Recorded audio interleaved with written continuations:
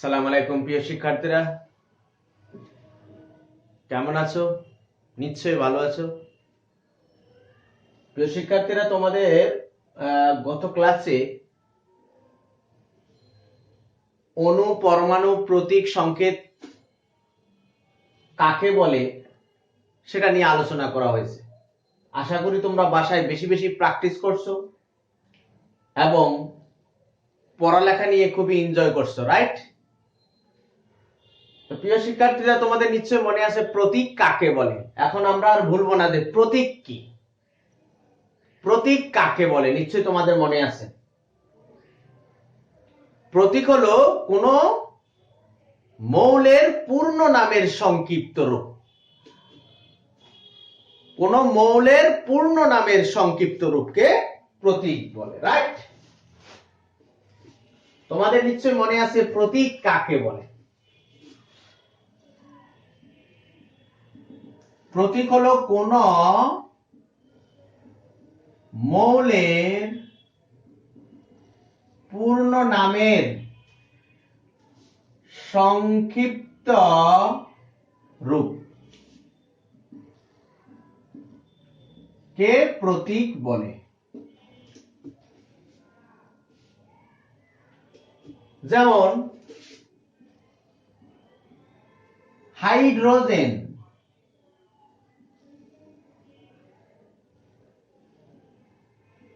Hydrogen হাইড্রোজেনের পূর্ণ নামটা হলো হাইড্রোজেন। এই একটা মৌলিক পদার্থ, একটা মৌল।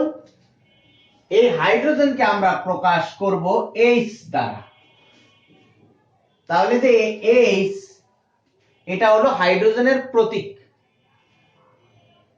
আমাদের যে 118টি মৌল, এ পর্যন্ত 118টি মৌল আবিষ্কার করা হয়েছে, তার মধ্যে আমরা তাদেরকে কিভাবে প্রকাশ করব? প্রতীকের সাহায্যে। তাহলে আমাদের অবশ্যই প্রতীক জানতে হবে। তাহলে প্রতীক জানার আগে প্রথমে আমাদের জেনে নিতে হবে যে প্রতীক আমরা কিভাবে লিখব। প্রতীক আমাদের কিভাবে লেখা উচিত। তাহলে লেখো প্রতীক লেখার নিয়ম। আমরা কি নিয়ে কথা বলবো? প্রতীক লেখার নিয়ম। 1 নম্বরে দিয়ে লেখো মৌলের ইংরেজি নামের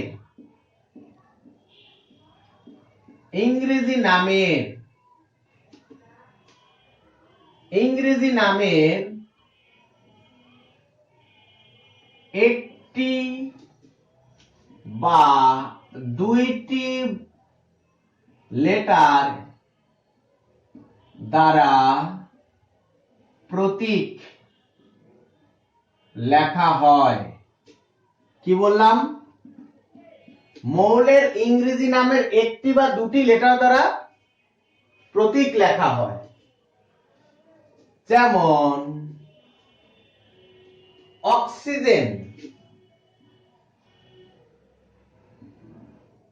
এটার পূর্ণ নাম হলো OXY, অক্সিজেন। এটার প্রতীক হবে O। একটি লেটার দ্বারা প্রকাশ করলাম, অক্সিজেন। ক্যালসিয়াম,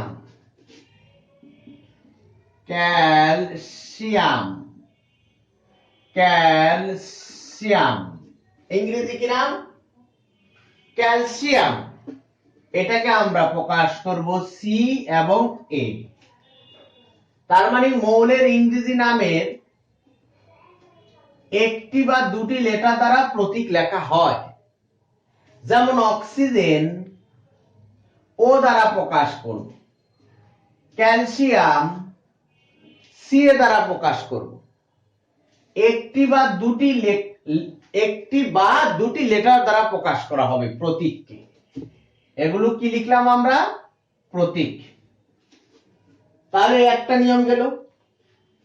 তবে একটা কথা মনে রাখবেন, যখন দুটি লেটার দ্বারা প্রকাশ করা হবে তখন অবশ্যই প্রথমটা হবে ক্যাপিটাল, পরেরটা হবে স্মল। আবার বলছি প্রিয় শিক্ষার্থীরা, যখন আমরা প্রতীককে দুটি লেটার দ্বারা প্রকাশ করব তখন প্রথমটা হবে ক্যাপিটাল, পরেরটা হবে স্মল। আর একটি দ্বারা প্রকাশ করলে সেটা অবশ্যই ক্যাপিটাল হবে।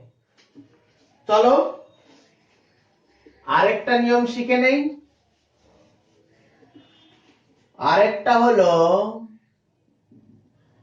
মৌলের ল্যাটিন। ল্যাটিন একটা ভাষার নাম। ল্যাটিন নামের একটি বা দুটি লেটার দ্বারা প্রতীক লেখা হয়। অর্থাৎ ল্যাটিন নাম যদি থাকে সেখানেও একটি বা দুটি লেটার দ্বারা প্রকাশ করা হয়। যেমন পটাশিয়াম, পটাশিয়াম এর ল্যাটিন নাম হলো ক্যালিয়াম। পটাশিয়ামের ল্যাটিন নাম ক্যালিয়াম, তাই তার প্রতীক হবে কে।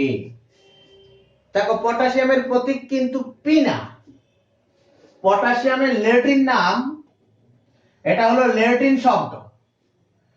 ক্যালিয়াম, ক্যালিয়ামের প্রথম অক্ষর কে, এজন্য পটাশিয়ামের প্রতীক কে। প্রতীকটা কি? কে। যেমন সোডিয়াম,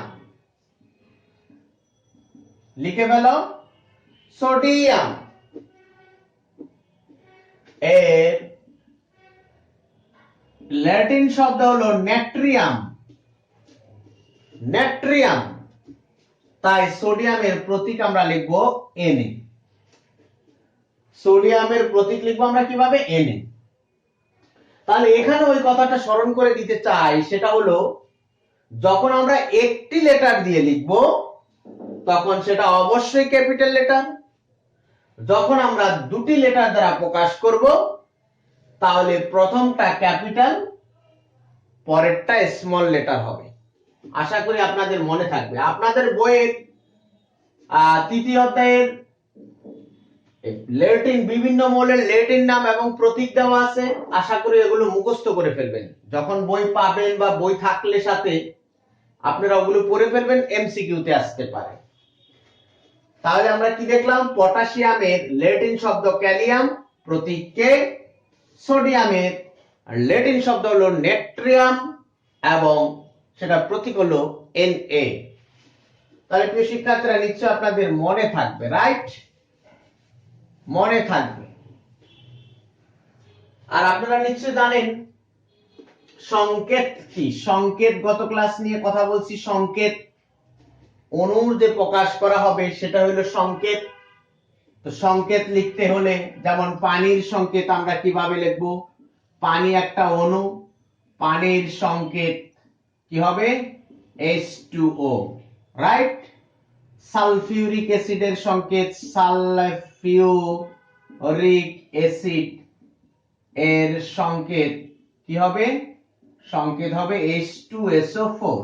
তবে সংকেত আমরা ধীরে ধীরে আরো ভালোভাবে বুঝবো, কারণ সংকেত লিখতে হলে আমার যোজনী জানা লাগবে, যৌগমূলক জানতে হবে, সেটা আমরা ধীরে ধীরে জানবো।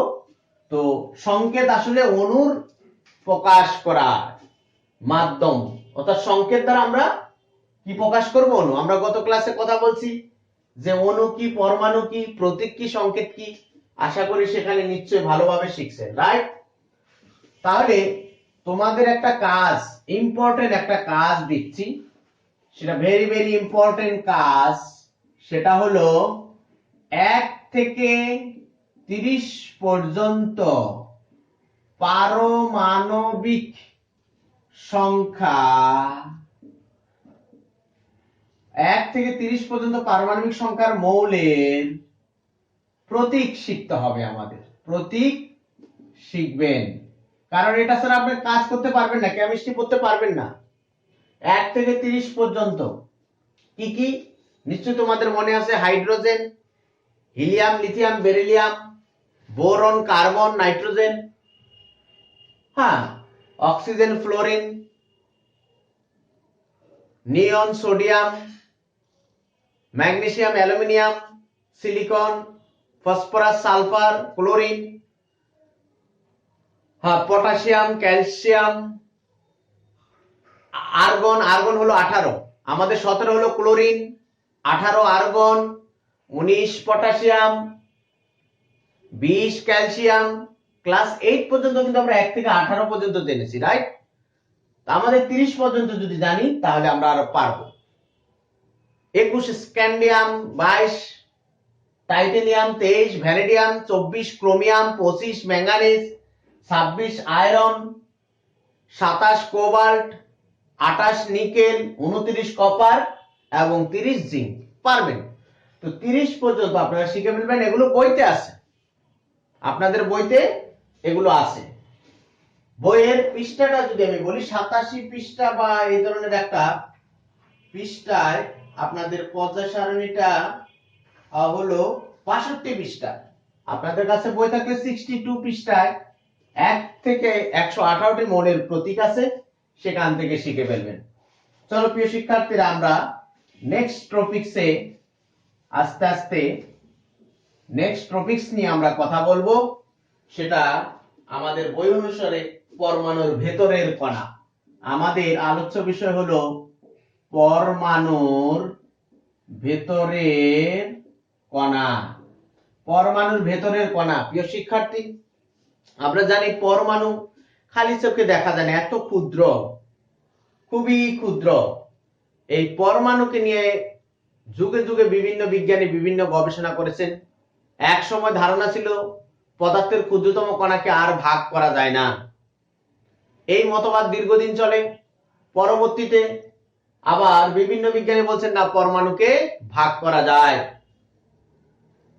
সর্বশেষ 1911 সালে বিজ্ঞানী রাদারফোর্ড তার আলফা কণা পরীক্ষার মাধ্যমে প্রমাণ করলেন যে পরমাণুর মূলত দুটি অংশ থাকে। একটা হলো কেন্দ্র, আরেকটা হলো কেন্দ্রের বাহিরের অংশ। এই কেন্দ্রকে সে বললেন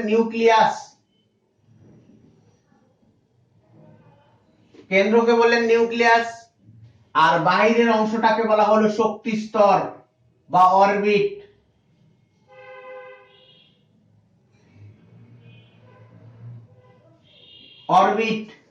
শক্তি স্তর বা অরবিট। এবং ধীরে ধীরে প্রমাণ হলো যে পরমাণুর যে কেন্দ্র নিউক্লিয়াস, সেখানে থাকবে প্রোটন এবং নিউট্রন,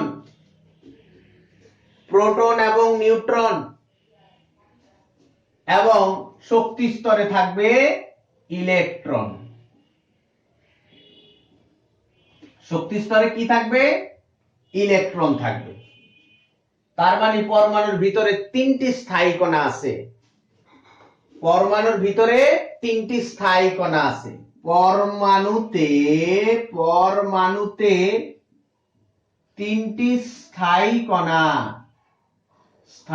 কণা বা কণিকা যাই বলো আছে। তাহলে তোমরা বলতে পারো, স্যার পরমাণুতে 3টি স্থায়ী কণা আছে মানে কি আরো কণা আছে? থাকতে পারে, এবং আছে, অস্থায়ী বিভিন্ন কণা আছে। তবে প্রত্যেক পরমাণুতে এই 3টি কণা থাকে। স্থায়ী কণিকা মানে হলো এই 3টি কণা সব সময় থাকবে। এজন্য বলা হলো পরমাণুতে 3টি স্থায়ী কণা আছে। সেগুলো কি? প্রোটন, নিউট্রন এবং ইলেকট্রন। এই প্রোটন এবং নিউট্রন থাকে কেন্দ্রে। এই কেন্দ্রটার নামই হলো নিউক্লিয়াস। এবং এই কেন্দ্রের বাইরে যে অংশ থাকে সেখানে বিভিন্ন ধরনের শক্তি স্তর থাকে, আর এই শক্তি স্তরে থাকে ইলেকট্রন। তাহলে আমরা নিশ্চয়ই পরমাণুর ভিতরে কি কণা আছে সেটা নিয়ে কথা বললাম। এখানে ভেরি ভেরি ইম্পর্টেন্ট কিছু তথ্য আপনার জানতে হবে। সেটা হলো প্রোটন হলো পজিটিভ, ইলেকট্রন নেগেটিভ এবং নিউট্রন নিরপেক্ষ। নিরপেক্ষ মানে হলো তার কোনো চার্জ নেই, নিরপেক্ষ। Proton positive charge, electron negative charge, এবং নিউটন নিরপেক্ষ। নিউটন নিরপেক্ষ। এখন এই প্রোটন, ইলেকট্রন এবং নিউটন এদের ভর এবং চার্জ সম্পর্কে কিন্তু আমাদের জানতে হবে। অর্থাৎ এই যে প্রোটন, ইলেকট্রন এবং নিউট্রন আছে, এদের চার্জ কত, এদের ভর কত, এগুলো কিন্তু জানা খুবই দরকার। খুবই দরকার যে ইলেকট্রন, প্রোটন, নিউটনের চার্জ কত। তাহলে প্রিয় শিক্ষার্থীরা, চলো আমরা এদের পরিচয়টা জেনে ফেললাম। এখন এদের বিস্তারিত। ইলেকট্রনকে ই দ্বারা প্রকাশ করা হয়। ইলেকট্রনকে ই দ্বারা প্রকাশ করা হয়। ইলেকট্রনকে কি দ্বারা প্রকাশ করা হয়? ই দ্বারা। এবং এই ইলেকট্রনের আধান বা চার্জ -1.60 × 10⁻⁻19 কুলম্ব এবং এর ভর হবে 9.11 × 10⁻28 গ্রাম এবং এর আপেক্ষিক আধান সাধারণত -1 ধরা হয়। আপেক্ষিক আধানকে -1 ধরা হয়। আবার বলছি, ইলেকট্রনকে ই দ্বারা প্রকাশ করা হয়। এটা হলো প্রতীক বলতে পারেন, আর এটা হলো চার্জ, এটা হলো ভর। এটা কি? ভর। একটা হলো চার্জ আর আরেকটা হলো ভর। ওকে, আর এটা হলো আপেক্ষিক ভর। আপেক্ষিক ভর। তাহলে প্রতীক, চার্জ, ভর, আপেক্ষিক ভর। সেম ইলেকট্রনের পরে হবে প্রোটন। প্রোটনকে আমরা পি দ্বারা প্রকাশ করব। তার চার্জ আর ওর চার্জ সেম ঘটনা, শুধু একটা প্লাস একটা মাইনাস। সমান এবং বিপরীত। সমান এবং বিপরীত। সমান এবং বিপরীত। ওকে, এবং এটার ভর হলো 1.673 10⁻⁻24 গ্রাম। তো দেখে নেন, 1.673 10⁻⁻24 গ্রাম, আর এটার আপেক্ষিক ভর +1। +1। নিউট্রন, নিউটনকে আমরা n দ্বারা প্রকাশ করি। তার চার্জটা হবে 0 এবং তার ভর হবে এটার ভরের মতোই 1.675। একই জিনিস, শুধু 3 এর জায়গায় 5, 10⁻⁻24 গ্রাম। এটার আপেক্ষিক ভর কি হবে? 0 হবে। তাহলে প্রিয় শিক্ষার্থীরা, তোমরা লক্ষ্য করো, এটা খুবই সহজ একটা বিষয়। একটা সহজ একটা বিষয় আমরা কিভাবে মনে রাখবো দেখো একটু। ইলেকট্রনের প্রতীক ই, সেটা চার্জ 1.60 10⁻⁻19 কুলম্ব, চার্জের একক কুলম্ব সি, এবং এটার ভর হলো 9.11 × 10⁻28 গ্রাম এবং এর আপেক্ষিক ভর 1। প্রোটনকে পি দ্বারা প্রকাশ করা হয়। সেটার চার্জ, এটার চার্জ আর এটার চার্জ একই, শুধু বিপরীত। এটা পজিটিভ, এটা নেগেটিভ, একই মান। আর ভরটা আলাদা মনে রাখতে হবে, 1.673 10⁻⁻24 গ্রাম। আপেক্ষিক ভর +1। এটার -1, এটা +1। নিউট্রনকে n দ্বারা প্রকাশ করা হয়। এটা চার্জ 0 এবং লক্ষ্য করো, এইটার ভর আর এটার ভর সেম, শুধু এখানে 3 এখানে 5। 1.673 এর জায়গায় 5 আর 10⁻⁻24 গ্রাম এবং আপেক্ষিক ভর 0। তাহলে এই ডাটাটা আপনার মনে রাখতে হবে। এই যে ইলেকট্রনের চার্জ কত, ইলেকট্রনের ভর কত, প্রোটনের চার্জ কত, প্রোটনের ভর কত এবং নিউট্রনের ভর কত, এটা আপনার বিভিন্ন অঙ্কে, বিভিন্ন ক্ষেত্রে কেমিস্ট্রিতে আপনার কাজে লাগবে। এটা মাথায় রাখতে হবে। লক্ষ্য করো, এটা সেম, শুধু minus plus. Electron minus, proton plus. ইলেকট্রনের ভর 9.11 × 10⁻⁻28 গ্রাম। ওকে, আর প্রোটন আর নিউটনের ভর সেম, শুধু দশমিকের পরে 3 এর জায়গায় 5 হবে। কত সহজ, রাইট? আর এটা -1, এটা +1, 0। একটু বাসায় যদি আপনি ভালো মতো লক্ষ্য করেন, মনে থাকবে। তাহলে প্রিয় শিক্ষার্থীরা, আমরা আজকে যতটুকু পড়লাম, যত তথ্য জানলাম, এগুলো ভেরি ভেরি ইম্পর্টেন্ট। আর যে পড়া দিলাম সেটা অবশ্যই বাসায় পড়বেন, না হলে কিন্তু কেমিস্ট্রিতে আপনার বেসিকটা হবে না। অর্থাৎ বেসিক যদি উইক থাকে তাহলে কিন্তু আপনি একসময় মনে হবে অনেক কঠিন, কিন্তু কেমিস্ট্রি খুবই সহজ। তো আশা করি কেমিস্ট্রি সহজ করার জন্য আমরা যে যে কাজগুলো দিলাম সেটা অবশ্যই বাসায় করব, পড়বো, রিভিশন দিব এবং বেশি বেশি করে আমরা প্র্যাকটিস করব। সবাই ভালো থাকেন, নেক্সট ক্লাসে আপনাদের সাথে কথা হবে। আল্লাহ হাফেজ, আসসালামু আলাইকুম।